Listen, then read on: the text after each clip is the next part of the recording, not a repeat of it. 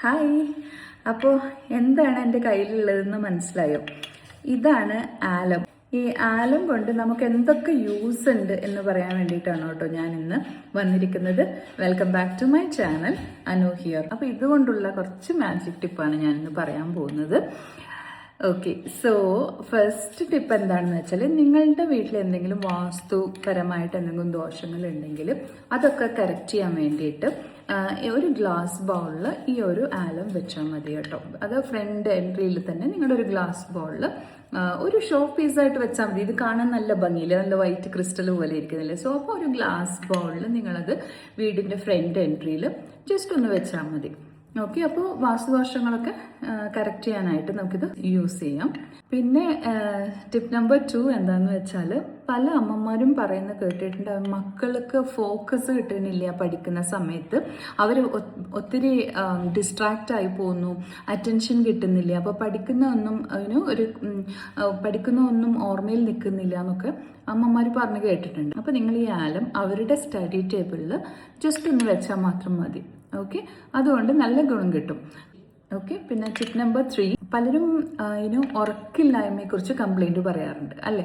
ഉറക്ക് കിട്ടുന്നില്ല, രാത്രി ഉറക്കാൻ കഴിയുന്നില്ല എന്നൊക്കെ കംപ്ലൈൻറ്റ് പറയുന്നത് കേൾക്കാം. അപ്പോൾ നിങ്ങൾ എന്താ ചെയ്യേണ്ടതെന്ന് വെച്ചാൽ, ഈ ആലം നിങ്ങളുടെ പില്ലോയുടെ അടിയിൽ വെച്ച് കിടന്നുറങ്ങിയാൽ മതി.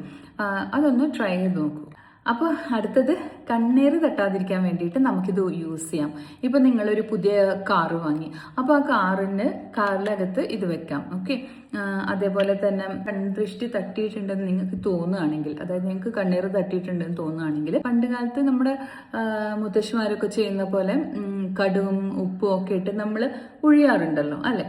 അപ്പോൾ അതേപോലെ അതിൻ്റെ കൂടെ ഈ ആലം കൂടി എടുത്തിട്ട് അതിൽ കുറച്ച് ഉപ്പും കുറച്ച് കടുകും ഇട്ടിട്ട് ആന്റി ക്ലോക്ക് വൈസ് ആയിട്ട് ഉഴിഞ്ഞതിന് ശേഷം ഇത് അടുപ്പിലിട്ട് കത്തിച്ചാൽ മതി. സോ കൺദൃഷ്ടിയൊക്കെ മാറിക്കൊള്ളും. അപ്പോൾ ഈ ടിപ്സൊക്കെ ഒന്ന് ട്രൈ ചെയ്ത് നോക്കൂ. ഇത് കാണാൻ നല്ല ഭംഗിയുള്ള ഒരു ബാറാണല്ലോ അല്ലേ.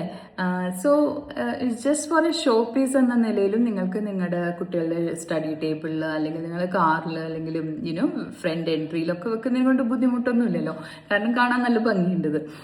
അപ്പോൾ ഇതിന് എല്ലാ ഷോപ്പുകളിലും ഇത് കിട്ടും കേട്ടോ.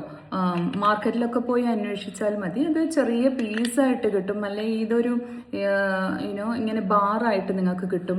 വലിയ വിലയൊന്നും ഇല്ല കേട്ടോ, ഒരു 50 rupees to 100 rupees ഒക്കെ ഉണ്ടാവുള്ളൂ ഇത് മാർക്കറ്റിൽ. അപ്പോൾ ഒന്ന് ട്രൈ ചെയ്ത് നോക്കൂ.